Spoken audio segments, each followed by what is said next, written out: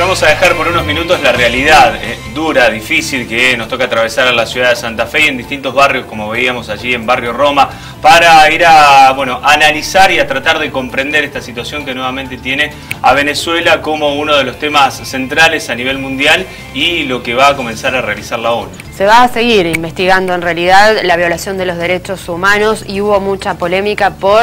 algunos votos, como por ejemplo el voto de la delegación argentina en la ONU. Pero de esto vamos a hablar con nuestro especialista. ¿Cómo estás, Juan Pablo? Buen día. ¿Qué tal? Buen día, ¿cómo andan todos ahí? Bien, queriendo saber un poco los coletazos que ha generado esto que ocurrió en la ONU. Bueno, en primer lugar, me parece importante saber que eran dos propuestas las que había al respecto, porque el tema de derechos humanos en Venezuela preocupa y preocupa mucho. ¿Qué quiero decir con esto? O sea, ambas propuestas de alguna manera planteaban o reconocían, la primera, que era la que apoyaba a Venezuela con Turquía, Irán y Siria, más allá de que tenía algún reconocimiento tácito, estaba también el tema de derechos humanos, y la que finalmente salió, que es la propuesta que apoyó Argentina, pero que en realidad tiene un apoyo muy numeroso porque no solamente está, digamos, nuestro país, sino además todos los países en forma de Grupo de Lima, y por ahí más importante, porque el Grupo de Lima es un grupo un poco quizás con alguna mala fama por los gobiernos que lo crearon y por la tendencia política que tiene, pero está también el Grupo de Contacto, que es un grupo bastante más moderado, donde está la Unión Europea y varios países europeos de forma individual también,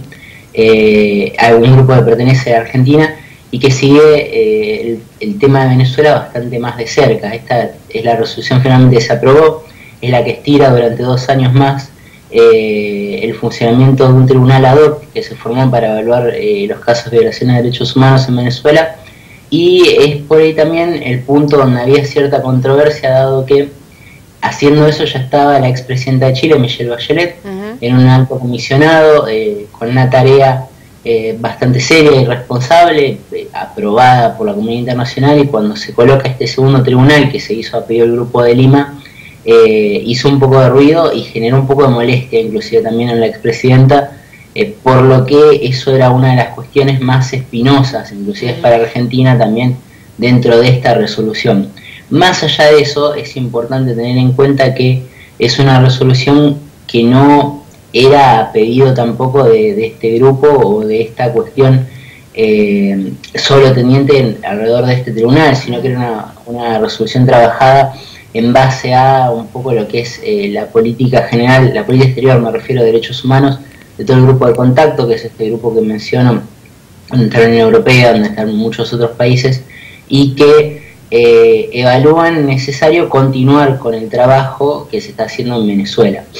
Ahora bien, otra cuestión es, más allá de esta resolución,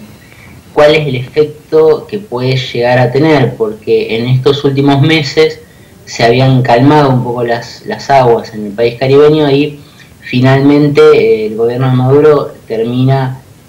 rechazando todas estas posibilidades que se les había ofrecido, entre ellos el ex candidato presidente,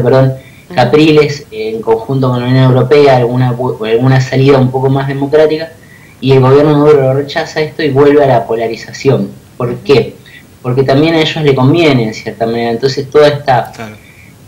resolución de alguna manera abona a que no se pierdan de vista lo que más preocupa a la comunidad internacional, que es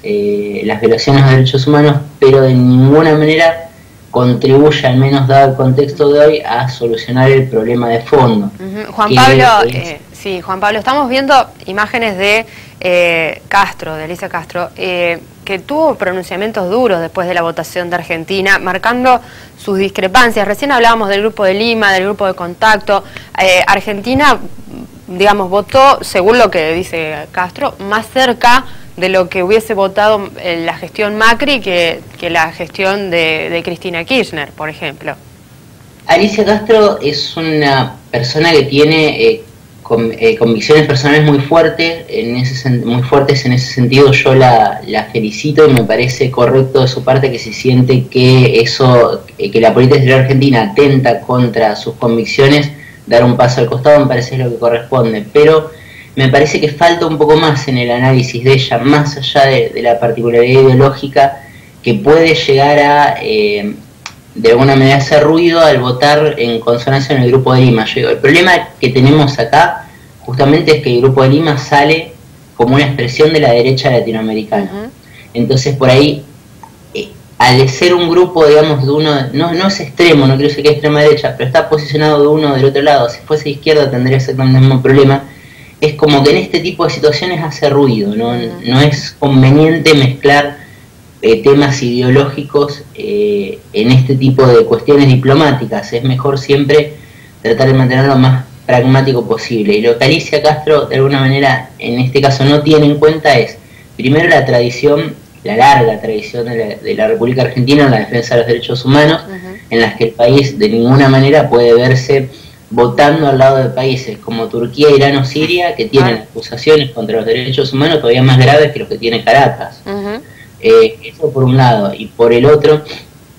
también el hecho de que Argentina, más allá de que esta resolución no le convencía plenamente porque no hace hincapié en las sanciones que pesan sobre Venezuela, que como toda sanción económica tienen más consecuencias en la gente que en los gobiernos en sí, esto es una realidad, pasa acá y pasa en todo el mundo,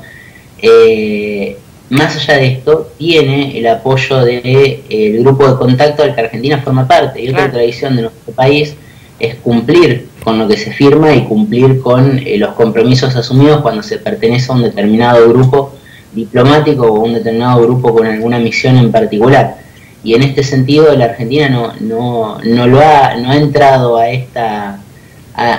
resolución de la mano del Grupo de Lima, más allá de que con la presidencia de Macri sí perteneció y fue uno de los grandes impulsores. Me parece que en este caso la Argentina lo que está tomando es una decisión de política internacional basada más en tradiciones y en cuestiones firmes o por ahí un poco más pragmáticas que no tanto en cuestiones ideológicas, lo cual, desde mi punto de vista, esto es una opinión personal y puede disentir quien guste, es bastante más acertado, dado que cuando uno basa la política exterior en cuestiones ideológicas, como las ideologías cambian bastante asiduamente, por ahí eso suele hacer que no se formen cimientos sólidos de un accionar en el escenario internacional, mientras que si uno tiene un determinado movimiento más pragmático, más de alguna manera práctico, suele construir mejores posibilidades tanto para el país como para la imagen de la Argentina. Me parece el mejor ejemplo de esto es China, que desde la caída del muro viene con una política absolutamente pragmática y nadie va a discutir que tiene malos resultados. No, obviamente. Desde el punto de vista económico y de desarrollo, no, es indiscutible. Creo que es importante que a nivel interno de un gobierno se discutan estas cosas. Me parece que Alicia Castro optó por una forma de hacerlo público y lo llevó a un tema de agenda política nacional. Más allá de esto, me parece que es correcto el voto de la Argentina por estas cuestiones que afirmé, pero obviamente que siempre hay en todas las decisiones alguna cuestión de discusión a nivel interno de un gobierno, así no sea uno de coalición, porque es imposible que no lo haya, y de hecho es lo que enriquece de alguna manera las ópticas y lo que hace que una decisión, cuando es pactada, charlada de alguna manera y se tienen en cuenta varios puntos de vista, salga mejor.